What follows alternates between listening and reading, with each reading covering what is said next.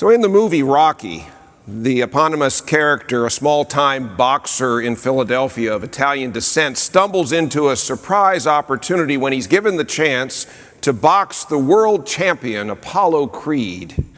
It's quite an uphill battle that Rocky faces, given how he's going up against the greatest heavyweight boxer on the planet. Unlike Creed, he's pretty much on his own at first and practices using sides of beef in the cooler as punching bags. He runs to strengthen his heart, but he's really out of shape, and early in the film he sort of just stumbles along as he's trying to get into shape. And eventually he hooks up with a fiery old trainer who pushes him to train really hard. And even though rough around the edges and ill-prepared, Rocky perseveres. And in an iconic part of the movie, we see him running again around Philadelphia all the way to and up the steps of the Museum of Art, where this time he stands and jumps in place with his arms raised in triumph. Even though Rocky would lose the fight with Apollo Creed by a split decision, that run up the steps would represent his personal triumph of not giving up or in to his self-doubts, and of achieving his goal of going the distance with the world champion boxer. This way, he proved to himself and everyone else that he wasn't just another bum from the neighborhood, in his words. Even though his hand wasn't lifted in victory at the end of the match, he was triumphant nonetheless as he cried out to his love, "Adrian, Adrian!" Faithful perseverance is the subject of our scripture from Hebrews. This New Testament book is sort of a letter, but not in the typical form of Paul's letters to churches found in the New Testament. In fact, although it was once thought to be an epistle of Paul's, biblical scholars no longer believe he's the author. They're not really sure who is, but the leading candidate is Apollos, a Jew from Alexandria, where the 3rd to 2nd century BC Greek translation of the Hebrew scriptures, known as the Septuagint, was in circulation, and it's quoted extensively in the book of Hebrews. Apollos was, according to Acts, well-versed in the scriptures, so it may very well be that he's the author. Hebrews was directed to Jewish Christians struggling with their Christian faith while feeling exclusion from Jewish society. How could they remain strong and loyal to Christ while facing pushback from those in their social order who didn't share their faith in Jesus?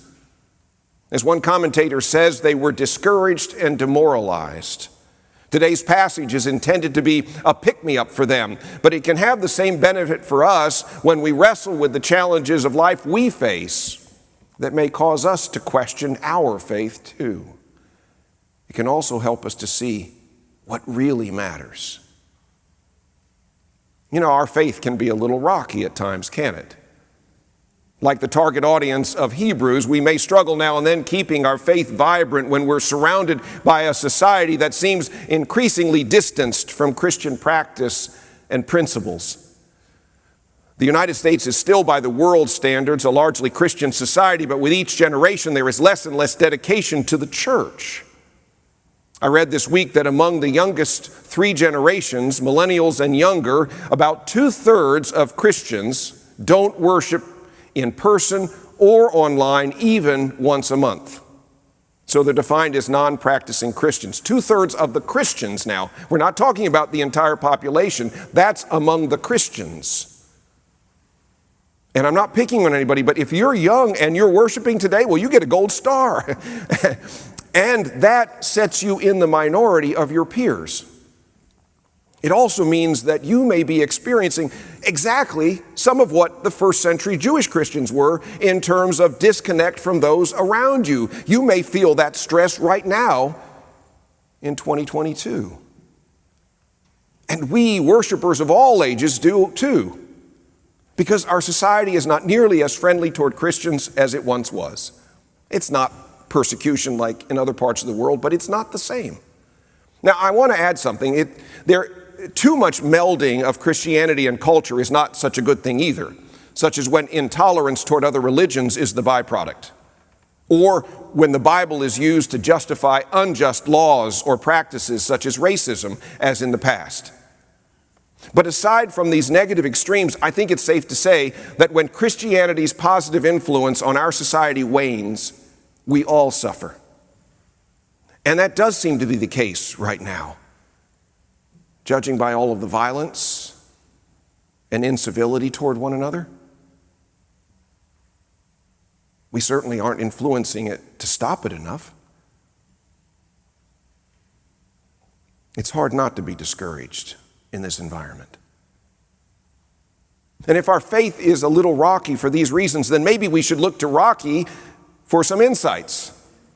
Surprisingly, this movie character played by Sylvester Stallone reveals what might be seen as principles of faith set forth in today's passage from Hebrews. First of all, although he was disadvantaged in terms of polish, experience, and resources as compared to Apollo Creed, Rocky nonetheless acted with faith that he would overcome these challenges and stand toe-to-toe with the champion.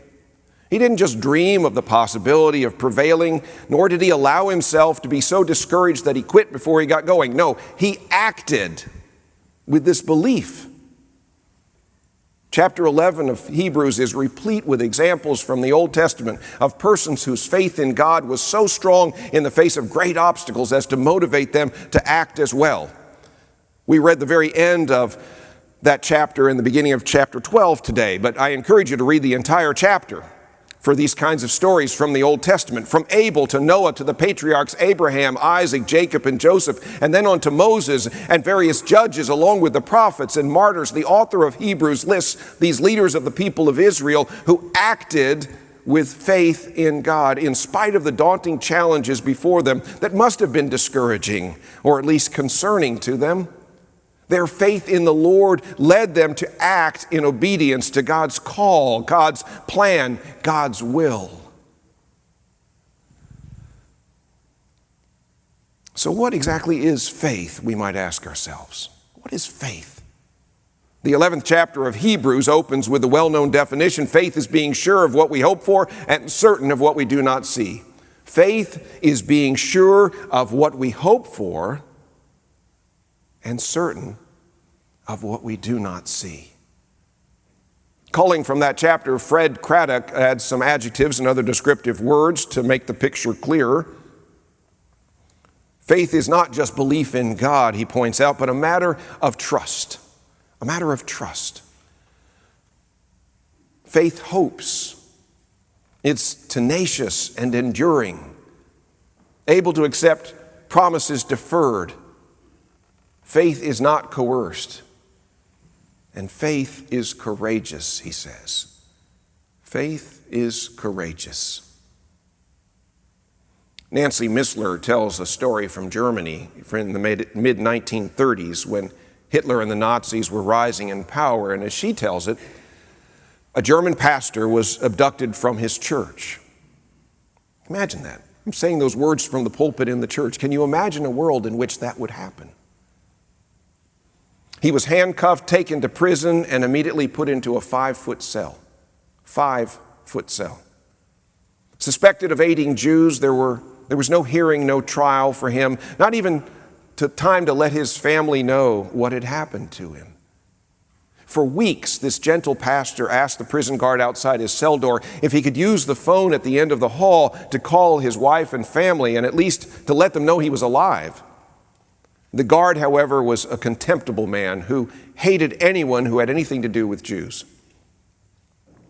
He not only wouldn't let the pastor use the phone, but he also determined to make the pastor's life as miserable as possible. The sadistic guard purposefully skipped the pastor's cell when meals were handed out. He made the pastor go weeks without a shower. He kept lights burning in his room so he couldn't sleep. He blasted his shortwave radio, hoping the constant noise would break the pastor's spirit. He used filthy language, he pushed him, he shoved him, and when he could, he arranged for the pastor to have the most difficult job in the labor force. The pastor, on the other hand, prayed over and over again not to let his natural hate for this guard consume him. He chose instead to forgive him and to show him God's unconditional love. As the months went by, whenever he could, the pastor smiled at the guard. He thanked him when his meals did come. When the guard was near his cell, the pastor told him about his wife and his children. He even questioned the guard about his own family and about his goals, ideas, and visions. And one time for a quick moment, he had a chance to tell the guard about Christ and his love. The guard never answered a word, but obviously heard it all. After months of the pastor's choosing unconditionally to love this terrible guard, God's love finally broke through. And one night, as the pastor was again quietly talking to him, the guard cracked a smile. The next day, instead of his cell being skipped for lunch, the pastor got 2. The following evening, he was allowed not only to go to the showers, but also to stay as long as he wanted. The lights began going off at night in his cell, and the radio noise ceased.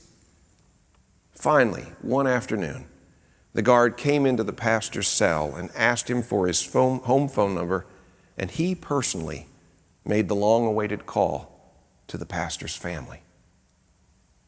A few months later, the pastor was mysteriously released with no questions asked.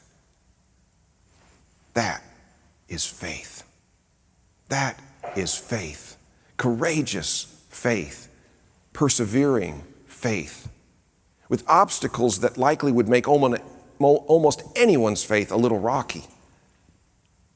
Rocky in the movie persevered too. He never gave up in spite of his challenges. The image of his running can be instructive for us as well. Yesterday morning, I went for a jog in my neighborhood, and you know how they talk about hitting the runner's high? It's amazing, but no matter how long I run, I always experience a runner's high at exactly the same moment without fail. It's the second I finish.